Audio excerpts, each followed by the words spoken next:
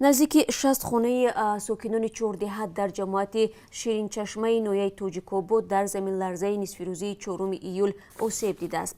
پژوهشگاه‌های زلزله‌شناسی جهان خبر داده بودند که مرکز زمین لرزه 50 کیلومتر دورتر از منطقه رشت بوده. نیروی آن در مرکزش 5 و در شهر دوشنبه 3 درجه ریختر را تشکیل داده است. مقامات نویه رشت روز 6 ایول به رادیو آزادی گفتند که هنوز ضرری رسیده از زمین لرزه را حساب دارند. ضرر بیشتر به ساکنان چهاردهه جماعت شیرین چشمه توجیکوبود رسیده است. مقامات میگویند پس از حساب پوره ضرر به ساکنان کمک رسانیده می شود. توجیکوبود در منطقه رشت در شرق تاجیکستان جایگیر است. 71 سال پیش در این منطقه پرقربانی ترین زمین لرزه در تاریخ تاجیکستان ثبت شده بود. 10 ایول سال 1949 در هویت که فعلا توبه نویه رشت است، زمین لرزه سخت رخ داد که به حساب‌های گوناگون بیش از 15,000 ساکن زیر خاک مانده بودند.